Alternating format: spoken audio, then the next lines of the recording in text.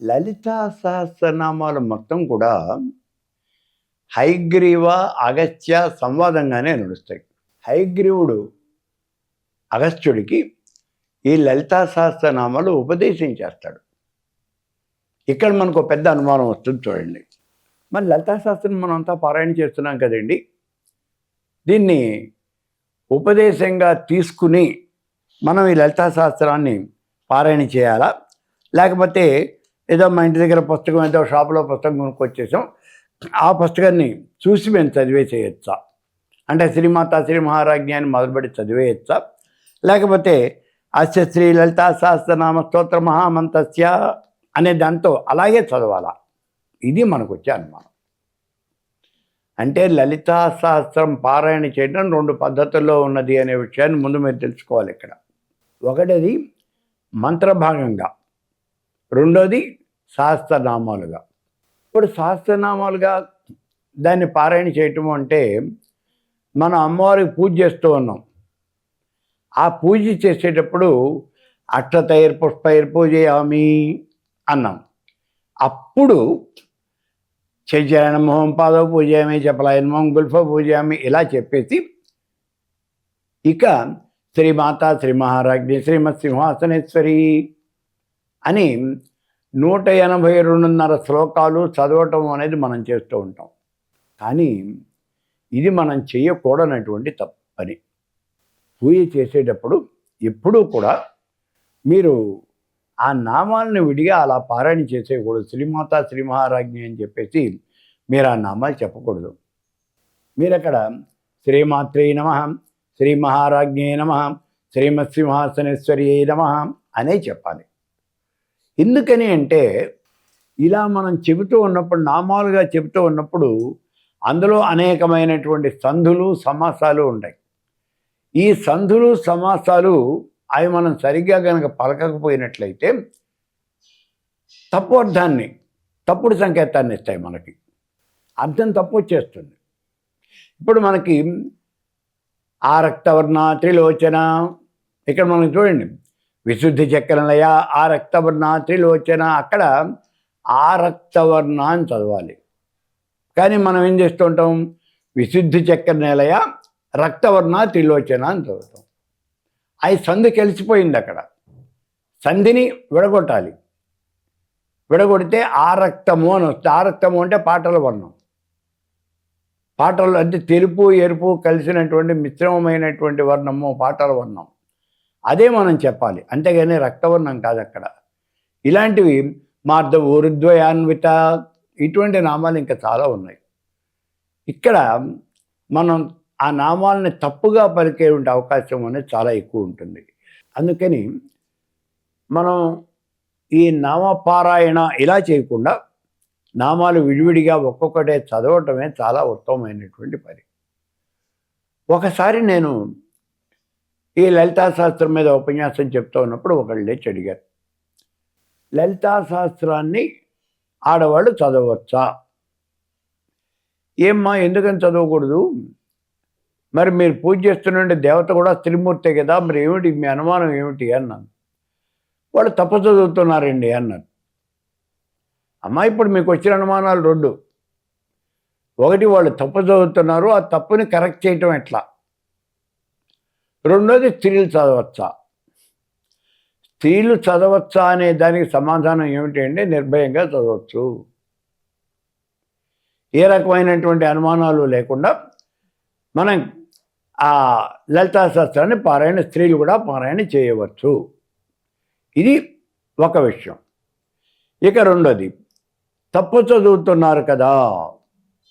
తప్పు చదువుతున్నారు కదా అంటే అప్పుడు ఏం చేయాలి? తప్పు రాకుండా చూసుకోండి. తప్పు రాకుండా చూసుకోవాలి అంటే ఏం చేయాలి? మీరు నామాలు చదవండి.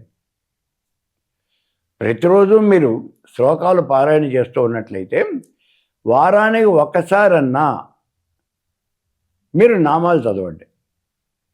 ఎప్పుడైతే మీరు నామాలు చదివారో ఆ నామాలు ఎక్కడ విడదీస్తూ ఉన్నాం, ఎక్కడ కలుపుతూ ఉన్నాం, ఈ విషయం మీకు తెలుస్తుంది. తప్పులు రావటం మానేస్తాయి.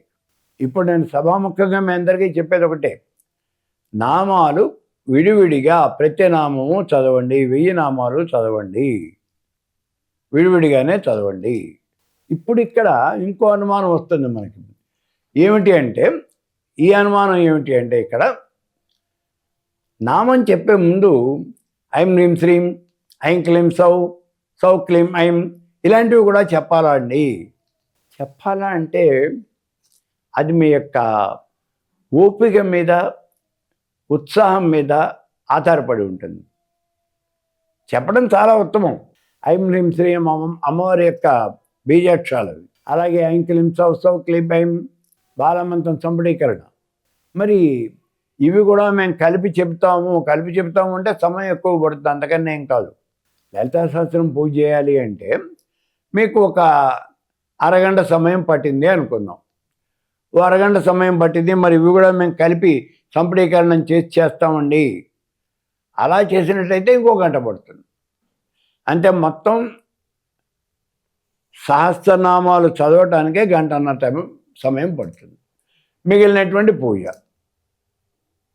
అంత టైం మనం స్పెండ్ చేయగలము, పర్వాలేదు అనుకుంటే మీరు చేయొచ్చు, ఇబ్బంది ఏం లేదు. ఇక లలితా సహస్రనామాలు చెప్పింది ఎవరు అంటే అగస్త్యుడికి హయగ్రీవుడు చెప్పాడు. అసలు ఈ హయగ్రీవుడు ఎవరు, అగస్త్యుడు ఎవరు, వీళ్ళ విషయాలు చూద్దాం. ముందు మొట్టమొదటిగా మనకు ఉన్నటువంటి వాడు హయగ్రీవుడు. హయగ్రీవుడు జ్ఞానానందమయం దేవం నిర్మలం స్ఫటికాకృతిం ఆధారం సర్వ విద్యానం హయగ్రీవం ఉపాస్మహే. ఈ హయగ్రీవుడు జ్ఞానానందమయం దేవం, జ్ఞానం చేత ఆనందమయ స్థితిలో ఉన్నటువంటి వాడు అంటే పరబ్రహ్మ స్వరూపము అని. పరబ్రహ్మ స్వరూపం. అటువంటి ఆ పరబ్రహ్మ స్వరూపమైనటువంటి ఆ హయగ్రీవుడు చెప్తున్నాడు. నిర్మలం స్ఫటికాకృతం, నిర్మలము ఏ రకమైన మలములు కూడా లేనటువంటి వాడు, స్ఫటికము వలె స్వచ్ఛమైనటువంటి వాడు, ఆధారం సర్వ విద్యానం, అన్ని విద్యలు కూడా హయగ్రీవుడి దగ్గరే ఉన్నాయి అని అంటూ ఉన్నాం. మనకి విద్య కావాలి, చదువు కావాలి అన్నట్లయితే రెండు దేవతల్ని మనం ఉపాసన చేయటం జరుగుతుంది. ఒకటి దక్షిణామూర్తి, రెండవ వాడు హయగ్రీవుడు. మనమంతా దక్షిణామూర్తిని ఉపాసన చేస్తాం. ఓం నమో భగవతే దక్షిణామూర్తయే మహ్యం మేధాం ప్రజ్ఞాం ప్రయచ్చ స్వాహ. ఇదే మంత్రాన్ని మనం చెప్పడం జరుగుతుంది. కానీ కొన్ని సంప్రదాయాల్లో హయగ్రీవుని చెప్పడం జరుగుతుంది. అయితే ఎక్కువ మంది చెప్పడం అంటే హయగ్రీవుడు వామాచారంలో ఉన్నాడు అని అంటారు. అలా ఏం కాదు, హయగ్రీవుడు ఏం వామాచారంలో లేడు, ఆయన కూడా దక్షిణాచార సంపన్నుడే. అయితే మనకి ఎందుకనో అలవాట్లేదు, మనం దక్షిణామూర్తినే చెప్తాం. అసలు ఈ హయగ్రీవుడు అంటే ఎవరు, ఎలా వచ్చాడు ఈయన? పూర్వకాలంలో ఒకసారి దేవదానవ సంగ్రామం జరిగింది. ఆ సంగ్రామం జరిగినప్పుడు ప్రతిసారి అయితే దేవతలు ఓడిపోతారు, రాక్షసులే గెలుస్తూ ఉంటారు, దానవులే గెలుస్తారు. కానీ ఈసారి యుద్ధంలో ఏదో మాయ చేసి మొత్తాన్ని దేవతలు గెలిచారు. దేవతల యొక్క గెలుపుకి కారణం ఎవరు అంటే శ్రీ మహావిష్ణువే కారణం. సరే, అందుకని యుద్ధం అయిపోయిన తర్వాత తమ యొక్క విజయాన్ని వీళ్ళంతా కూడా సెలబ్రేట్ చేసుకోవాలి అనుకున్నారు దేవతలంతా. సరే, విజయోత్సవం నిర్వహించాలి అనుకున్నారు. అలా నిర్వహించడానికి మరి ఆ యుద్ధంలో పాల్గొన్న వాళ్ళందరినీ పిలవాలి కదా. వీరత్వాన్ని ప్రదర్శించి ఆ దానవుల్ని ఓడించిన ప్రతి వాళ్ళని కూడా ఘనంగా సత్కరించాలి. ఇందులో ప్రముఖమైనటువంటి వాడు విష్ణుమూర్తి. మరి ఆ విష్ణుమూర్తిని పిలవాలి అన్నారు. వీళ్ళంతా కూడా విష్ణుమూర్తి ఉండే ప్రదేశానికి వెళ్ళారు. అక్కడ విష్ణుమూర్తి లేడు. ఏమైపోయాడయ్యా ఈ విష్ణుమూర్తి? ఆయన మనం చీఫ్ గెస్ట్గా పిలుస్తున్నాం కదా ఇవాళ, మరి ఏమైపోయాడు విష్ణుమూర్తి? వెతుక్కున్నారు, ఎక్కడా దొరకల. అప్పుడు వాళ్ళంతా బ్రహ్మదేవుడి దగ్గరికి పోయి, ఓ బ్రహ్మదేవ, విష్ణుమూర్తి కనపట్టలేదు, ఎక్కడికి పోయాడయ్యా అన్నారు. సరే, ఆయన దివ్య దృష్టితో చూసి, ఇదిగోనయ్యా ఇక్కడికి ఫలానా చోట ఇంత దూరంలో ఉన్న ఒక అరణ్యంలో అక్కడ ఒక సరస్సు ఉన్నది, ఆ సరస్సు ఒడ్డున ఆయన హాయిగా పడుకుని నిద్రపోతూ ఉన్నాడు అంటే యుద్ధంలో ఆయన బాగా బళ్ళకి పొంది ఉన్నాడు. ఈ బడలికి అంతా కూడా అక్కడ తీర్చుకుంటున్నాడు, నిద్రపోతూ ఉన్నాడు అన్నారు. సరే ఈ దేవతలంతా పొలమనుకుని పరిగెత్తుకుంటూ అరణ్యానికి వెళ్ళారు. ఆయన గాఢమైన నిద్రలో ఉన్నాడు. ఆయన లేపడానికి ప్రయత్నం చేశారు, లేవలా, గట్టిగా నిద్రపోతూ ఉన్నాడు. ఆయన ఎంతగా అలసిపోయాడు అంటే యుద్ధంలో ఆయన ఉపయోగించినటువంటి ధనుస్సు కూడా విల్లుతాడు ఎక్కువ పెట్టబడి ఉంది. సామాన్యంగా యుద్ధం అయిపోగానే విల్లుతాడుని తీసేస్తారు. ఈయన తీసేయలా, ఆ విల్లుతాడు అలాగే బిగించేసే ఉంది. అంటే బాణాలు ప్రయోగించడానికి సిద్ధంగానే ఉంది ఆ ధనుస్సు. ఆ ధనుస్సుని పక్కన పెట్టుకున్నాడు, పడుకొని నిద్రపోతూ ఉన్నాడు. ఎలా ఈయన్ని లేపటం? నిద్రపోయేవాడిని లేపకూడదు, అది మహాపాపం. మరి ఎట్లా? దేవతలంతా ఇప్పుడు ఆలోచిస్తున్నారు, తీవ్రంగా ఆలోచించారు. బృహస్పతి దగ్గరికి పోయారు. ఆ బృహస్పతి ఒక చిన్న సలహా చెప్పాడు. ఓ బ్రహ్మదేవా, ఓ కుమ్మరి పురుగు లాంటి ఒక పురుగును సృష్టించి వదిలిపెట్టవయ్యా అన్నాడు. ఆ పురుగు వెళ్ళిపోతుంది. వెళ్ళిపోయి ఆ ధనస్సు యొక్క అల్లెతాడును కొరికేస్తుంది. ఎప్పుడైతే ధనస్సు యొక్క అల్లెతాడును కొరికిందో ఆ ధనస్సు ఏమవుతుంది, ఇంతవరకు ఇలా వంగి ఉన్నది కదా బద్ద, ఎప్పుడైతే ఈ తాడు కొరికేయడం జరిగిందో అప్పుడు ఈ బద్ద వెనక్కి వెళ్తుంది. వెనక్కి వెళ్ళినప్పుడు ఇలా వంగిన బద్ద ఎప్పుడైతే సవ్యంగా వచ్చిందో అప్పుడు శబ్దం చేస్తుంది, జుమ్మని శబ్దం చేస్తుంది. ఆ శబ్దానికి ఆయన కాస్త మెళుకు వస్తుంది. కాబట్టి ఈ పురుగుని సృష్టించి వదిలిపెట్టు అన్నారు. సరేను అన్నాడు. బ్రహ్మదేవుడు సృష్టించాడు, పురుగుని సృష్టించి, ఓ కీటకమా వెళ్ళి ఆ ఇంటికి నారిని కాస్త కొరికేయి అన్నాడు. నేను కొరకనంది. ఎందుకని అన్నాడు. నిద్రపోయే వాళ్ళని లేపకూడదు అనే మాట నీకు తెలీదా? అది మహాపాపం వస్తుంది. నువ్వేమో ఒడ్డును కూర్చున్నావు, నన్నేమో వెళ్ళి పాపం పని చేయమంటున్నావు.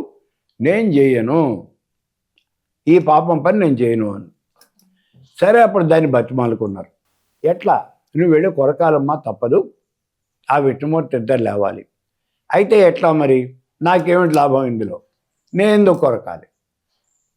అప్పుడు బ్రహ్మదేవుడు దానికి వరం ఇచ్చాడు. యజ్ఞయాగాది క్రతువులు చేస్తూ ఉన్నప్పుడు మనం ఆహుతులు సమర్పిస్తూ ఉంటాం అగ్నిహోత్రంలో. కొన్ని ఆహుతులు కింద పడిపోతాయి. నువ్వులు ఆవాలు కలిపి ఇలా వేస్తున్నాం అనుకోండి, కొన్ని గింజలు కింద పడతాయి. లేదు, మనం చెరం అన్నమే మనం ఆహుతిగా వేస్తున్నాం, కొన్ని అన్నం మెతుకులు కింద పడతాయి.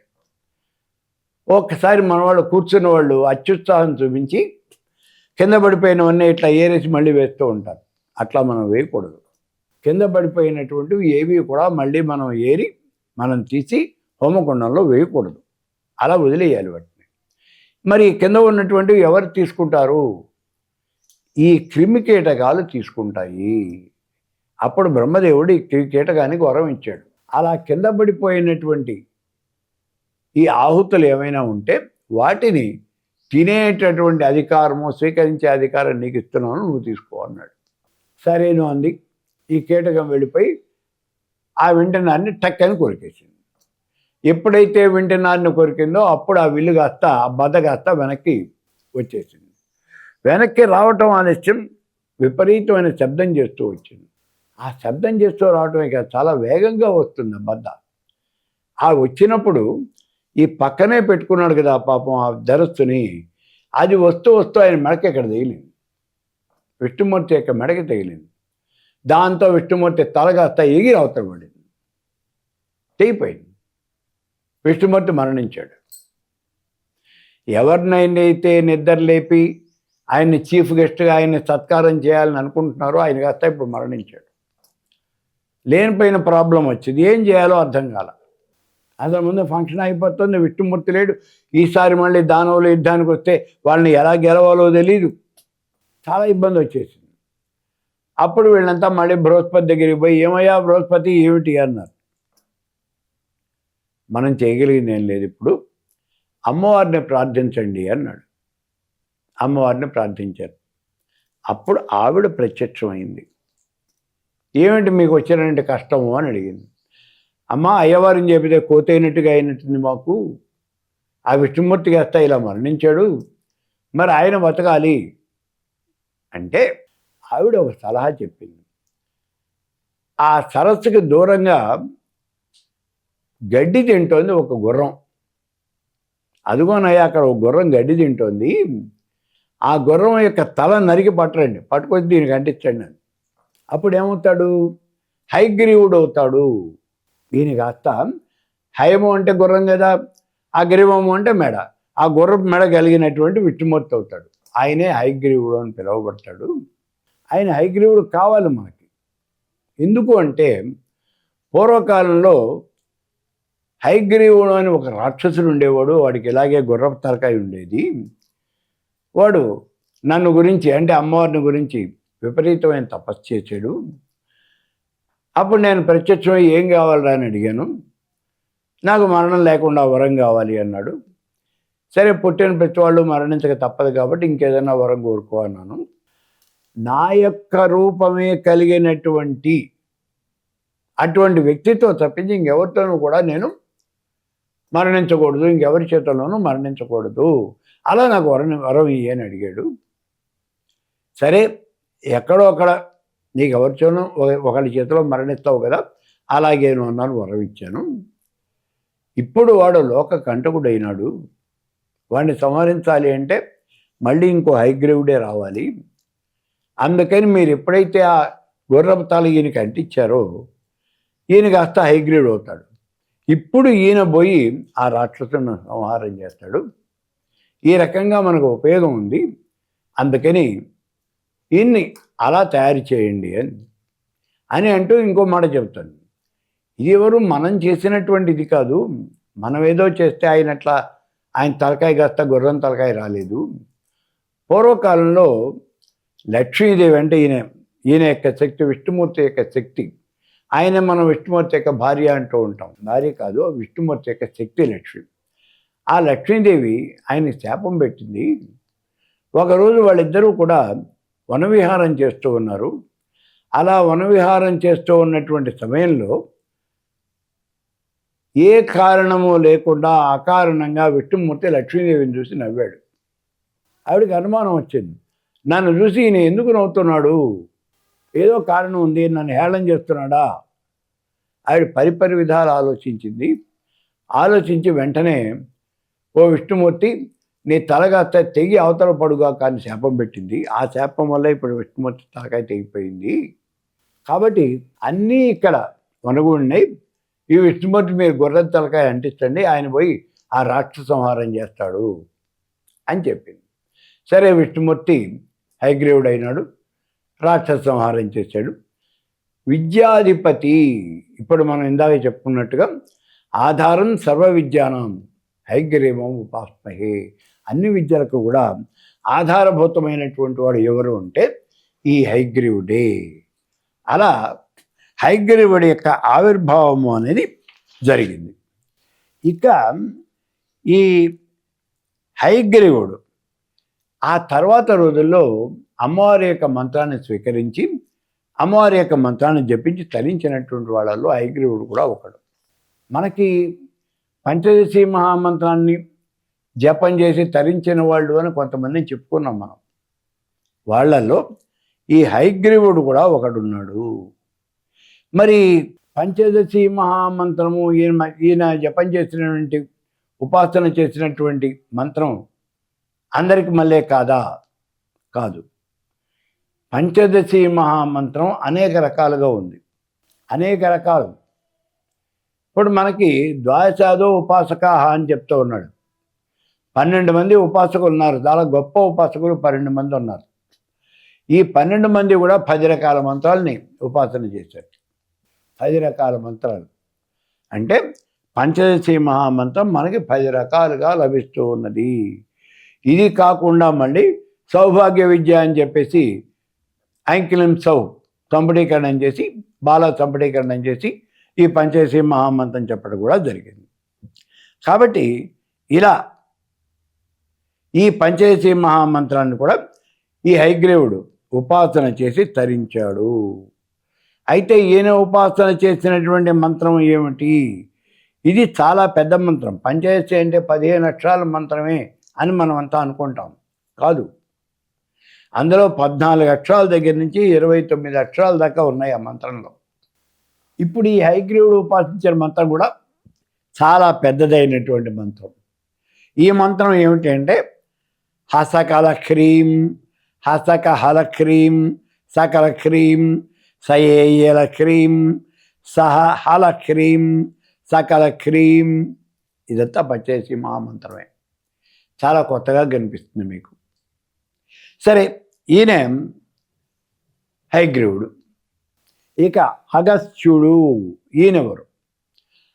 పూర్వకాలంలో ఒకసారి మిత్రావరుణులు అంటే సూర్యుడు వరుణుడు వాళ్ళిద్దరూ కూడా స్వర్గం నుంచి వస్తున్నారు. వస్తూ ఉన్నప్పుడు వాళ్ళకి ఎదురుకుండా వచ్చింది ఊర్వశి. సరే, ఊర్వశి యొక్క అందానికి ముగ్ధులైపోయినటువంటి వాళ్ళిద్దరికీ కూడా రేపత్తనం అవుతుంది. ఆ రేతస్సును తీసుకెళ్ళి ఊర్వశి కుండలో ప్రిజర్వ్ చేస్తుంది, దాచిపెడుతుంది. ఆ కుండలో నుంచి వచ్చినటువంటి వాడు వశిష్ఠుడు, అగస్త్యుడు. ఒక కుండలో నుంచి వశిష్ఠుడు వస్తే ఇంకో కుండలో నుంచి అగస్త్యుడు వచ్చాడు. ఈ అగస్త్యుడు చాలా కాలం బ్రహ్మచారిగానే ఉన్నాడు. ఆయన వివాహం చేసుకోవాలా, అలా దేశాలంబడి తిరుగుతూ ఉన్నాడు. ఇలా తిరుగుతూ ఉన్నటువంటి ఈ అగస్త్యుడు ఒక రోజున ఓ అరణ్యంలో వెళుతూ ఉన్నాడు. వెడుతూ ఉంటే ఆ అరణ్యంలో ఉన్నటువంటి ఒక పెద్ద చెట్టు, ఆ చెట్టుకి ఉన్నటువంటి కొమ్మకి కొంతమంది తలకిందులుగా వేలాడుతూ ఉంటారు. ఈయన మామూలుగా దవన వెడుతున్నాడు, పైన చూడాల. ఆ వేలాడుతూ ఉన్నటువంటి ఆ వ్యక్తికి తగులుతుంది ఈయన తల. వాడు బాధతో గొడవ పెడతాడు. అగస్త్యుడు అడుగుతాడు, ఎవరయ్యా మీరు, అసలు ఎందుకు ఇట్లా తలకిందులుగా వేలాడుతున్నాడు అని. అప్పుడు వాళ్ళు చెప్తారు, నాయనా మేమంతా కూడా ఒక ఋషివంశానికి సంబంధించినటువంటి వాళ్ళం. మా వంశంలో వాడు పుట్టాడు.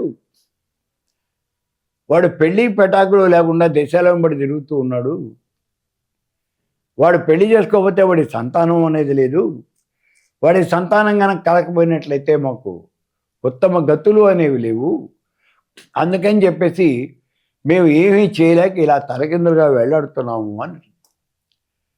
ఆ మాటలు విన్నటువంటి అగస్త్యుడు అంటాడు, మీకేం పర్వాలేదు, వాడెవరో వాడి పేరు చెప్పండి. నేను వాడి దగ్గరికి వెళ్ళి వాడిని బతిమాలి వాడిని ఒప్పించి వాడు వివాహం చేసుకునేట్టుగా చేస్తాను.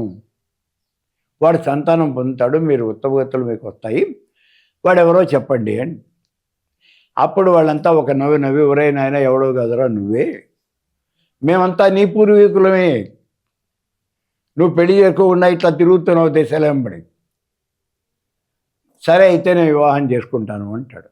అప్పుడు ఆయన వెళ్ళి విదర్భరాజుకి ఆయన యొక్క తపశ్శక్తి వల్ల ఆయనకు కుమార్తె పుట్టేట్టుగా ఆశీర్వదిస్తాడు.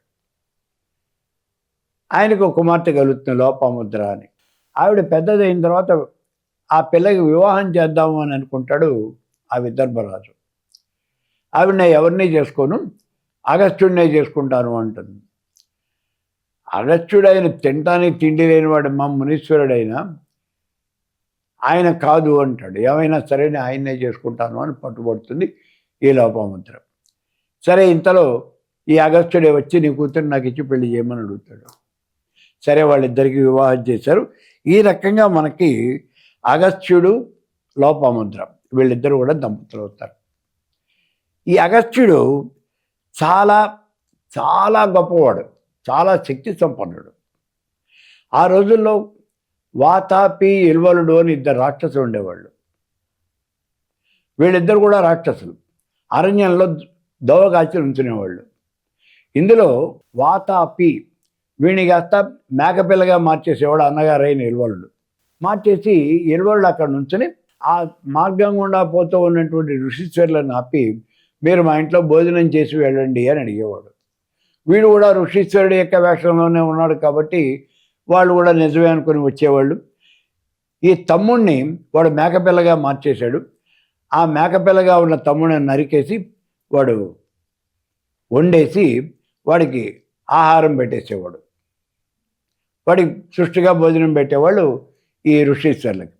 వాళ్ళు భోజనం చేసిన తర్వాత ఇప్పుడు ఈ అన్నగారు ఆయన నిర్వలుడు పిలిచేవాడు, ఒరే వాతాపి ఎక్కడవరా రా అని. వీడు పొట్టల్లో ఉన్నాడుగా వాడు, పొట్ట చీల్చుకుని బయటకు వచ్చేవాడు. ఈ ఋషులు చచ్చిపోయేవాళ్ళు. ఆ చచ్చిపోయిన ఋషీశ్వరుని వీళ్ళు హాయిగా కూర్చుని సృష్టిగా భోజనం చేసేవాళ్ళు. ఇలా జరుగుతూ ఉండేది. అటువంటి సమయంలో ఋషీశ్వరులంతా ఈ అగస్త్యుడిని శరణు వేడారు, ఇలా జరుగుతోంది అని. సరే, ఒక రోజున అగస్త్యుడే ఆ మార్గం గుండా వస్తాడు. అలా వచ్చినటువంటి అగస్త్యుడిని మళ్ళీ ఇల్వలుడు భోజనానికి పిలుస్తాడు. సరే, తమ్ముడిని మేకగా మార్చి కూరగా వండి పెట్టేస్తాడు. కూరగా వండి పెట్టేస్తాడు. ఆయన కాస్త తినేసి ఎడం చేత పొట్టమై చేసుకుని జీర్ణం వాతాపి జీర్ణం అంటాడు. ఇప్పుడు అడుగుతాడు, ఏమయ్యా ఇల్వలుడా, నీ తమ్ముడు ఉండాలి కదా, వాతాపి, వాడు ఎక్కడున్నాడు అంటాడు అగస్త్యుడు. ఎక్కడెక్కడో ఉన్నాడు స్వామి, నేను పిలుస్తాను అని గట్టిగా పిలుస్తాడు. వాడు రాడు. మళ్ళీ రెండోసారి అరుస్తాడు, రాడు. ఇప్పుడు మూడోసారి అగస్త్యుడు అంటాడు, వాడు ఇంకా రాడయ్యా, నా పట్ల జీర్ణం అయిపోయాడు వాడు. అప్పుడు వాడు చేసిన తప్పు తెలుసుకుని, స్వామి నన్ను క్షమించు, నేను పొరపాట్లు చేశాను అని అంతవరకు వాడు దోచుకున్నటువంటి ఆ ధనధాన్యాలు మొత్తం ఆయనకి ఇచ్చి నమస్కారం పెట్టి అక్కడి నుంచి మామూలు మనిషిగా వాడు ఆ ఇల్వళ్ళు మారిపోవటం అనేది జరుగుతుంది. అటువంటి మహానుభావుడు. ఇక్కడ మనం గుర్తించవలసినటువంటి విషయం ఒకటి ఉందరా, ఇందాక మనం చెప్పుకోవటం మర్చిపోయి వదిలేసాం. ఏమిటి అంటే, మిత్రావరుణులు ఇద్దరు కూడా వస్తూ ఉన్నప్పుడు వాళ్ళకి రేపత్తనమైంది అన్న ఆ రేతస్సును తీసుకెళ్ళి ఓరసి కుండల యందు భద్రం చేసింది అని కూడా చెప్పుకున్నాం. అంటే టెస్ట్ ట్యూబ్ బేబీ, ఈ టెస్ట్ ట్యూబ్ బేబీని తయారు చేయటం అనేది ఆ రోజునే మనకి తెలుసు, మనం చేసాం.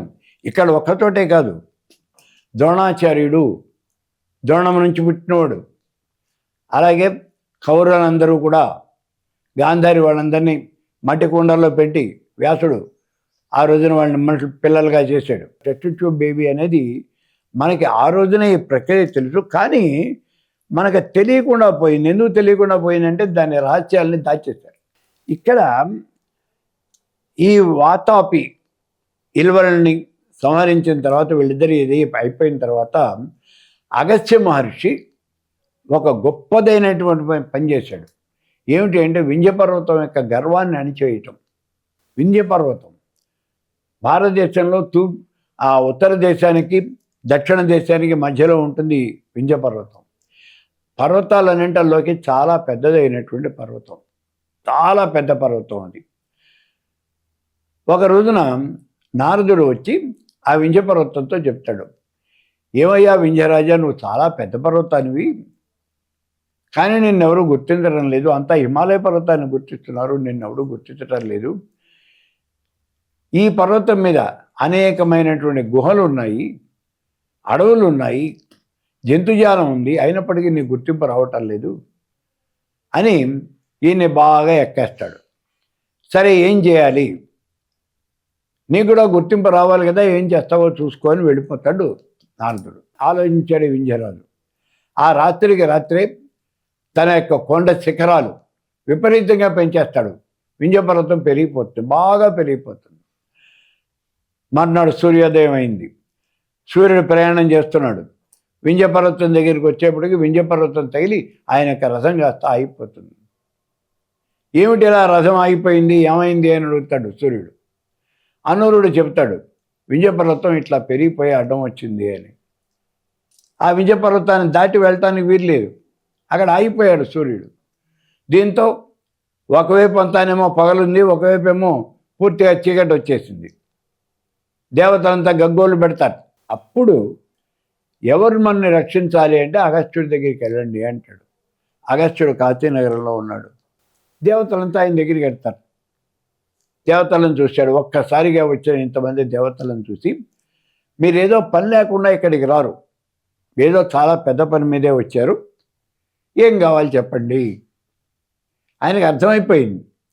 భార్యను పిలిచి అంటాడు అప్పటికే, మనం కాశీనగరంతో మనకి రుణం తీరిపోయింది, మన కంచి వెళ్ళిపోయే పరిస్థితి వచ్చింది, నువ్వు మన బట్టలన్నీ మూటగట్టే వెళ్ళిపోదాం అన్నాడు. ఇప్పుడు ఏమైందయ్యా అని అడిగితే, వింధ్యపర్వతం ఇలా వచ్చింది అంటారు. సరే నేను వెళ్తాను అంటాడు. అగస్త్యుడు భార్యను వెంట పెట్టుకుని ఒకసారి కాశీలో ఉన్నటువంటి విశ్వేశ్వరుని దర్శనం చేసుకుని గంగలో స్నానం చేసి ఇక బయలుదేరాడు. వింధ్యపర్వతం దగ్గరికి వచ్చాడు. వింధ్యరాజు నమస్కారం చేసి స్వాగతం అన్నాడు. నిజమేనయ్యా, నువ్వు స్వాగతం చెప్పావు, కానీ నువ్వేమో అంత ఎత్తునున్నావు, నేను పెద్దవాడిని, నేను ఎక్కలేను కదా అంటే అగస్త్యుడి మీద గౌరవంతో ఆ వింధ్యపర్వతం వంగుతుంది. నేను వంగాను స్వామి, నా మీద నుంచి ఎక్కి వాతలకు వెళ్ళు అంటే, నువ్వు ఇప్పుడైతే వంగావు, మళ్ళీ నువ్వు వచ్చేటప్పటికి మళ్ళీ అది కష్టం అవుతుంది కదా. లేదు స్వామి, నువ్వు వచ్చేదాకా నేను ఇలా వంగే ఉంటాను అన్నాడు వింధ్యరాజు. సరేను అన్నాడు. ఈ వింధ్యపర్వతం దాటి దక్షిణ దేశానికి వచ్చాడు అగస్త్యుడు. దక్షిణ దేశానికి వచ్చినటువంటి అగస్త్యుడు తమిళనాడు ప్రాంతంలో స్థిర నివాసం ఏర్పరచుకుని మలయాచలం మీద స్థిర నివాసం ఏర్పరచుకుని అక్కడే ఉండిపోయాడు. ఆయన తమిళానికి సంబంధించినటువంటి వ్యాకరణ పుస్తకం కూడా రాశాడు అగస్త్యుడు. సరే, ఆయన ఇక్కడే ఉండిపోయాడు. ఆయనకి ఇచ్చినటువంటి మాట ప్రకారం ఆ వింధ్యపర్వతం కూడా అలా వంగిపోయి అలాగే ఉంది, మళ్ళీ పైకి లేవాల. ఇలా వింధ్యపర్వతం యొక్క గర్వాన్ని కూడా అణిచివేసినటువంటి వాడు. అలాగే ఆ రోజుల్లో కాలకేయులు అని రాక్షసులు ఉండేవాళ్ళు. వాళ్ళు రాత్రిపూటేమో అందరినీ పీకు తినేసేవాళ్ళు, పగలుపూట పోయి సముద్రంలో దక్కునేవాళ్ళు. వాళ్ళు ఎక్కడున్నారో తెలియదు, వాళ్ళతో యుద్ధం చేసి చంపేద్దామంటే తెలియదు, ఇలా దాక్కుంటున్నారు. అప్పుడు అందరూ వచ్చి, దేవతలంతా వచ్చి ఈ అగస్త్య మహర్షిని శరణు పెడతారు. అగస్త్యుడు సముద్రాన్ని కూడా ఆచమనం చేసేస్తాడు, ఒక్కసారి తాగి పారేస్తాడు. అప్పుడు ఆ కాలకేయులు బయటపడతారు. కాలకేయులను విష్ణుమూర్తి సంహరిస్తాడు. హయగ్రీవుడు శ్రీ విద్యాపరుడు. ఆయన మనం చెప్పాం కదా, పంచదశి మహామంత్రాన్ని ఆయన ఉపాసన చేశాడు అని. ఇప్పుడు ఈ అగస్త్యుడికి ఉపదేశం చేసినటువంటి వాడు హయగ్రీవుడే ఉపదేశం చేశాడు. మరి హయగ్రీవుడు ఉపదేశం చేస్తే అగస్త్యుడు కూడా మంత్రాన్ని చదివాడు కదా, మరి ఈయన చదివినటువంటి, ఈయన ఉపాసన చేసినటువంటి ఈ మంత్రం సంగతి ఏమిటి? ఈయన కూడా మళ్ళీ ఈయన మంత్రం వేరు, హయగ్రీవుడు ఉపాసన చేసినటువంటి మంత్రం వేరు. ఇది కూడా 15 అక్షరాల మంత్రం కాదు. హస కయల హ్రీం హసక హల హ్రీం సహ సకల హ్రీం, ఇలా ఇది కూడా ఒక ప్రత్యేకమైన మంత్రమే. ఈ మంత్రాన్ని ఈ అగస్త్యుడు ఉపాసన చేయడం జరిగింది. హయగ్రీవుడికి అమ్మవారు కల్లో కనిపించింది. అగస్త్యుడికి మంత్రోపదేశం చేయమని చెప్పింది, మంత్రం చెప్పాడు. ఆయన మంత్రం చేసుకుంటున్నాడు. లలితా సహస్రం చెప్పాల, ఎందుకంటే అది చెప్పని అమ్మవారు చెప్పాల. ఇప్పుడు ఒక రోజున ఈ అగస్త్య మహర్షి హయగ్రీవుడి దగ్గరికి పోయాడు. ఏమయ్యా హయగ్రీవ మహర్షి, నాకేదో నువ్వు చెప్పలేదు అని తెలుస్తోంది, నాకు నువ్వేదో చెప్పలేదు, అది చెప్పుకోమని అమ్మవారు నాకు చెప్తోంది, మరి ఏం చెప్పలేదో చెప్పు అన్నాడు. నీకు చెప్పింది చెప్పుకోమని నాకు చెప్పలేదు, కాబట్టి నేను చెప్పను. లలితా సహస్రం చెప్పాలి, అది నేను చెప్పను నీకు, ఎందుకంటే అమ్మవారు చెప్పాలి అన్నాడు. సరే, అప్పుడు కొంతకాలానికి మళ్ళీ అమ్మవారు హయగ్రీవుడు కూడా కల్లో కనిపించి ఆ అగస్త్యుడు వస్తాడు, వాడికి లలితా సహస్రం ఉపదేశం చెయ్యి అని అంటుంది. లలితా సహస్రం చెప్తాడు. హయగ్రీవుడి దగ్గర నుంచి అగస్త్యుడు ఈ శ్రీ విద్యను పూర్తిగా పొందినటువంటి వాడై ఆయన ఈ శ్రీ విద్యలో నిష్ణాతుడైనాడు. ఇలా హయగ్రీవ అగస్త్య సంవాదంగా లలితా రహస్యనామాలు, ఈ లలితా శాస్త్రము అనేది బయటికి రావటం జరిగింది.